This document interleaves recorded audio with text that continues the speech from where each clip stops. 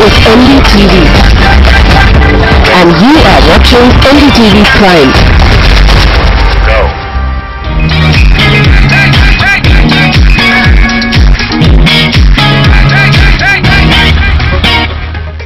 Hi guys, welcome to a brand new episode of CNB Bazaar Buzz. I am Siddharth Naik Partner.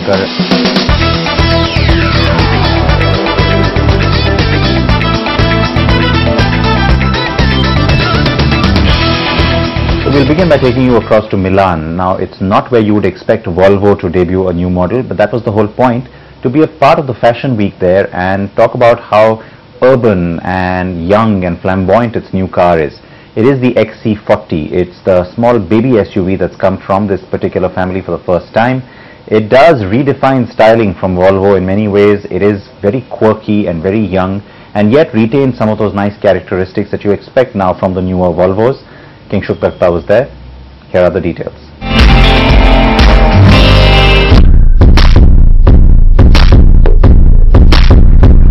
Volvo recently took the wraps off its latest SUV, the all-new XC40. The XC40 is the first ever compact SUV from Volvo, and the company is confident about it. Compact SUVs are a rage across the world, and Volvo is a company which understands that. I'm here in Milan, Italy, where the all-new XC40 has been recently unveiled.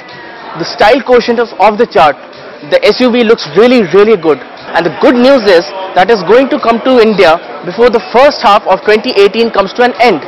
When it launches in India, it will be going up against the likes of the Audi Q3 and the BMW X1.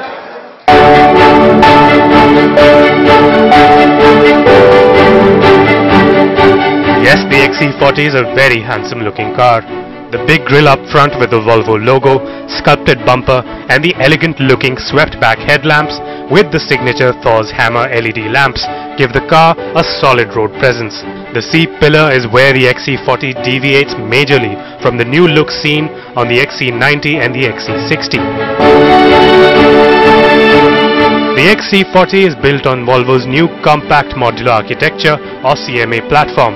The other vehicles from the 40 series of Volvo cars will also be built on the CMA platform. The XC60 and the XC90 are built on the Scalable Product Architecture or the SPA platform. The XC40 will get a D4 diesel engine and a T5 petrol engine. In the coming months, Volvo will have 3 petrol and 2 diesel engine options. The company has also said that there will be a fully electric variant of the XC40 in the near future. The exact engine specifications will be revealed later.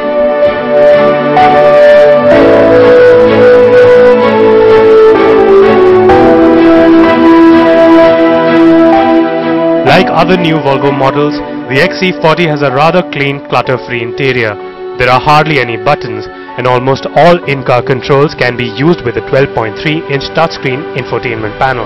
Standard safety features include semi-autonomous driving tech, emergency auto braking assist, cross traffic alert and oncoming traffic mitigation systems. As we said, the Volvo XC40 will be launched in India by mid-2018 and we expect both fuel type variants. Pricing is likely to stay around 30 to 35 lakh rupees, but before that we are looking forward to driving it and bringing you a detailed road review too. Stay tuned for more.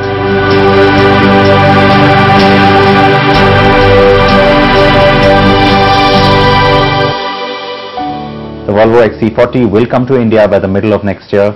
That's going to be an exciting car to watch out for sure. And I get to drive it later on this year, so you'll have a review from us by the end of the year as well. Let's now talk about the Skoda Octavia RS. It's the hyper version of the car. It's something that we have been lusting after for some time. Amir Naik got lucky with the car after it launched in India. He has the first drive.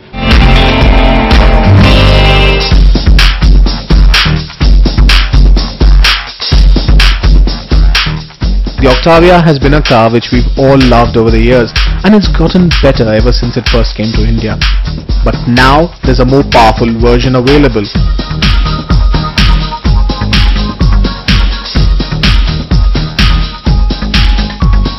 India is no stranger to the RS badge, because we already had that on the Octavia when it was launched a few years ago. But essentially the former ones were either a detuned engine or the same engine as the sedan, but putting out a bit more power. This one is different because this one gets a Euro spec petrol engine, and it churns out a decent amount of horsepower, aesthetically and aerodynamically similar to the Euro spec version, which is why we wonder why Skoda took such a long time to bring the Euro spec car to India. The former cars already have a big cult following, and this one will just continue the tradition, we think.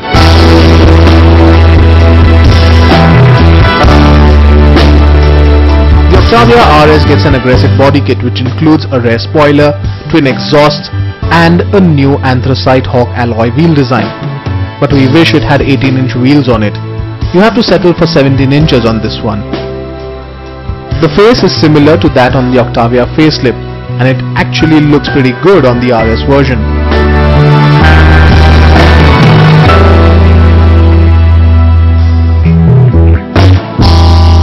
On the inside, the cabin is now all black to bring out its sporty credentials, and it gets the same level of equipment as the top spec Octavia TSI.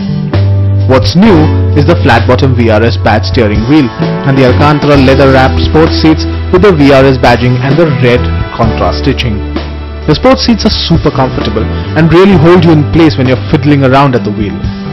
There's good leg room at the rear too, but you'd rather spend your time behind the wheel, right?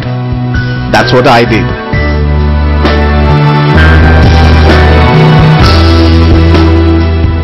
In India, if you wanted a car which has more than 200 horsepower, well, you'd look at a luxury car maker for that kind of car. But not anymore. Skoda has this one, the Octavia vRS, as it calls it, or as the badge says, which puts out 230 horses and from that 2-liter turbo petrol engine. And it's actually fantastic because it's the same Euro spec version, and it does impeccably well in corners. It's nice and tight, and the steering is absolutely precise. You'd love to drive this around as a regular car too, but the suspension is a bit stiffer. It's lower than the Octavia sedan by 15 millimeters, which is why the sudden undulations on the road are easily picked up by the springs, and sometimes you don't like it. Overall, first impressions, brilliant fun car. And there's another issue, it's Achilles' heel, so to say. It's steering. While the electrically assisted unit is quick and responsive, it lacks a certain crispness and precision you'd expect from a sports car. It feels like the one from a standard Octavia, and that's a bit disappointing.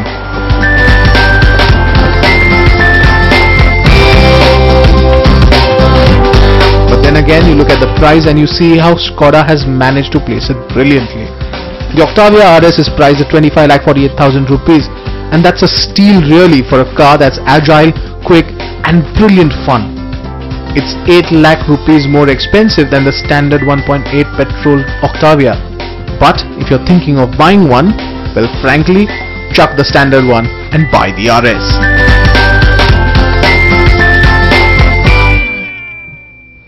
We'll take a very short break here on Bazaar Buzz. When we come back, I have plenty of answers to all of your questions.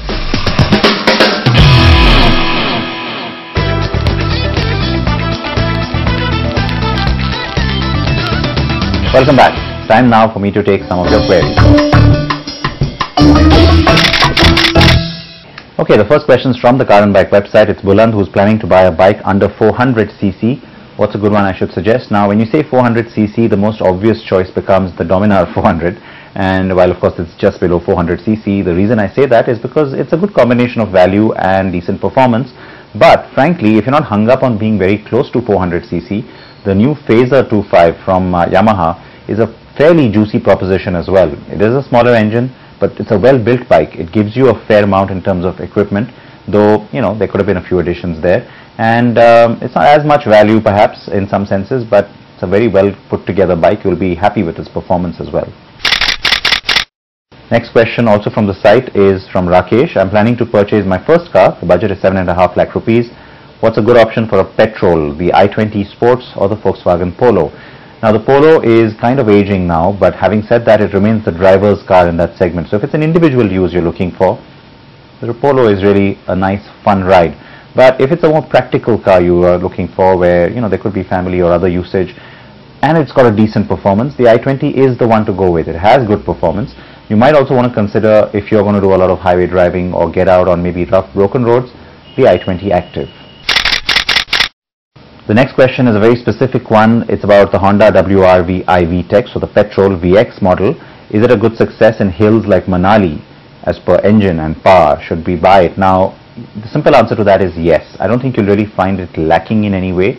The iVTEC engine is good on performance and it's good on mileage, and overall it will give you a fairly good comprehensive package. It's also a manual, so you have the control in that sense, and you won't regret, I think, buying a WRV. It's a well put together car overall. It does give you a lot of practicality as well. Sanjeev is asking about buying a new car. Should it be an Ignis or a Grand i10? They're very different cars. Each one has its own character. So if you want something young and quirky, which you can personalize in many ways, the Ignis really has no competition. But overall, as a family car, more practical, good on performance, good on mileage, good on features, the Grand i10 overall remains the more practical choice. And finally, a question from Varun. He has been watching the show for 10 years, so thank you for that. Wants to buy a naked sports bike, the Duke 250 or the Dominar 400. The Dominar is back at the end of our contention here. I've driven both. The Duke seating position isn't great, it's uncomfortable, and my height is 5'2". Now, you know what, they are very different bikes, but you've started by saying you want a naked sports. So really, it's the NS that you should be looking at, the Pulsar NS, and not the Dominar. The Dominar is a tourer.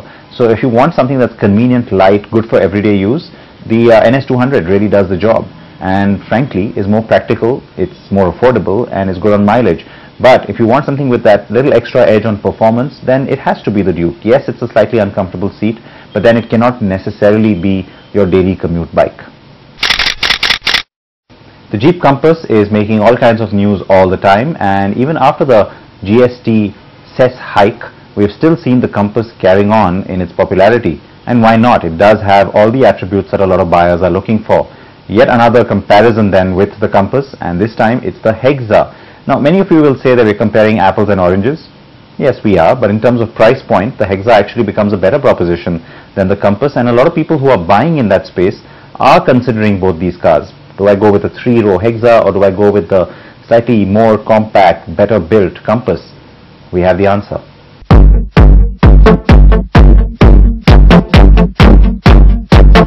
The SUV segment has been the most profitable in the Indian automobile industry.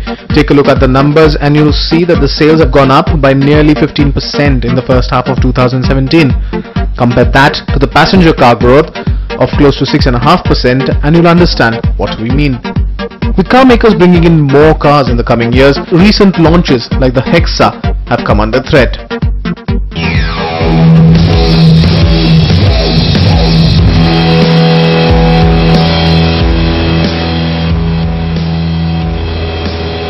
The last time around we had the Hexa with us was when we compared it with the Mahindra XUV 500, and that time it won the bout solely on ride and handling, cost effectiveness, and even basically the features on offer. But now there's a new one, and that's this, the Jeep Compass, which threatens everything in that segment, right from the Mahindra XUV 500 to the Hexa, to the Creta, and even the Tucson. And that's solely because it's got a nice engine, that Jeep branding there, and a whole bunch of features. Although it's not a 7-seater, it's a 5. But still, does it have enough to take on these bigwigs who have been in the market for such a long time? Well, we'll find out.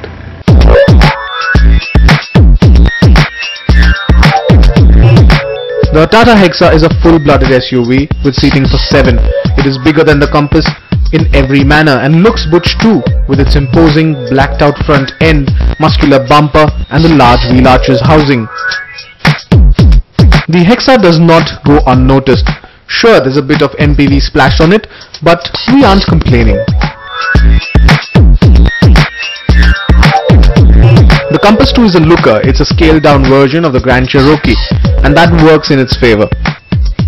The signature 7-slat grille along with the squarish bumper and wheel arches bring out its DNA, and though its wheels are smaller than the Hexa, we'd like to see bigger wheels than 17 inches it currently has, but it's undoubtedly an SUV and a pretty imposing looking one at that.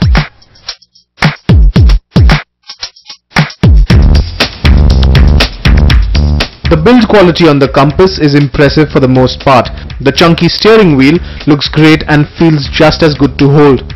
However, the dummy buttons where the cruise control switches would have gone look quite odd.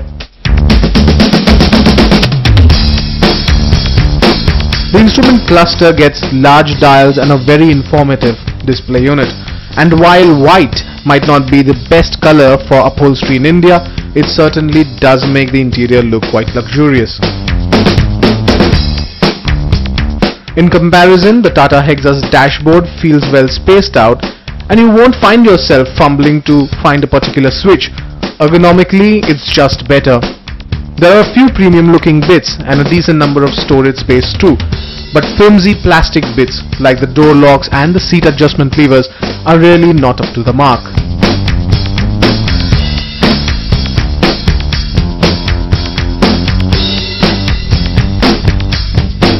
Both cars have sufficient leg, knee and headroom, but the Hexa wins the bout in terms of overall space. But what about the engines?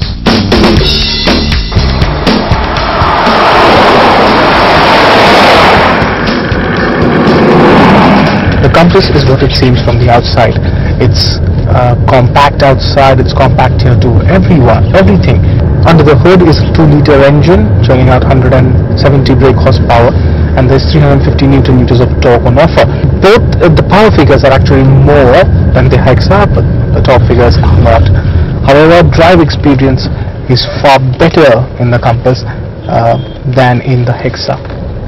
And you see that when you go over bumps or when you want to change gears and go forward quickly, the torque kicks in very early. That does not happen in the Hexa. However, the Hexa gets 7-seat offerings, which this one does not. This is a 5-seat offering with enough boot space at the back. What is interesting though is that this is more expensive than the Hexa. This actually costs 20,65,000 rupees, and the Hexa costs around 16 lakh rupees. So there's a big difference there. But overall, if you were anyway going to buy an SUV with 4x4 capability, this one should be one of your choices.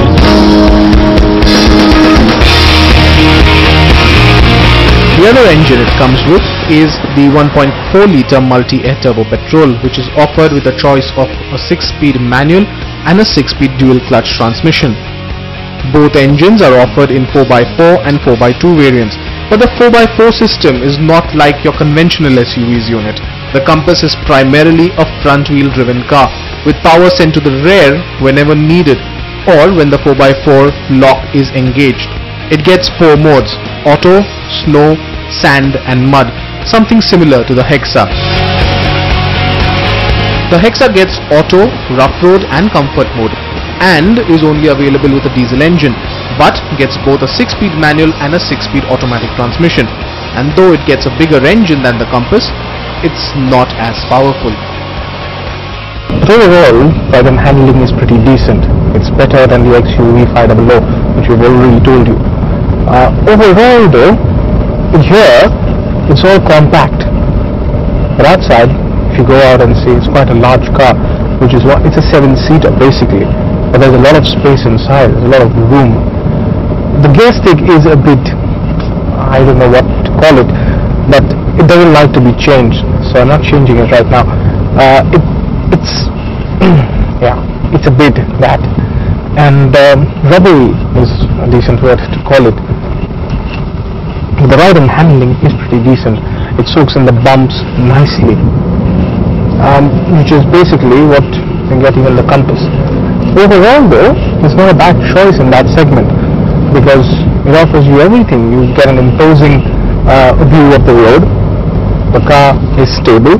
Yes, there's a bit of a roll when you turn in, but overall it's not a bad choice in that segment. So if the Compass is out of reach, this one is not a bad choice at all.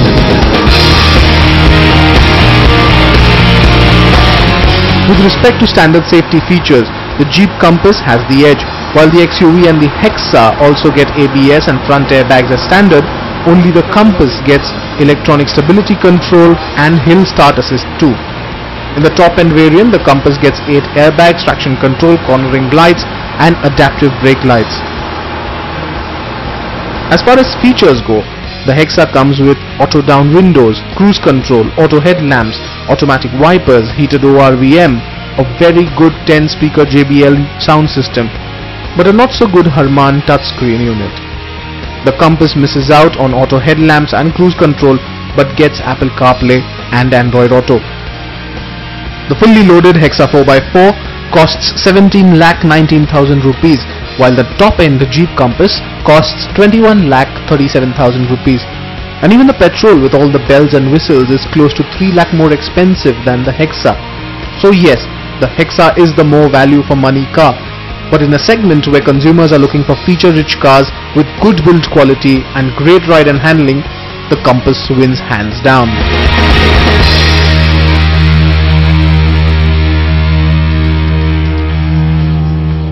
And that is a wrap here on Bazaar Buzz. Definitely send us feedback on what you thought of today's program, the bits you liked, the bits you didn't like as well. And please promise me that you'll wear your seatbelt. I'll see you next week.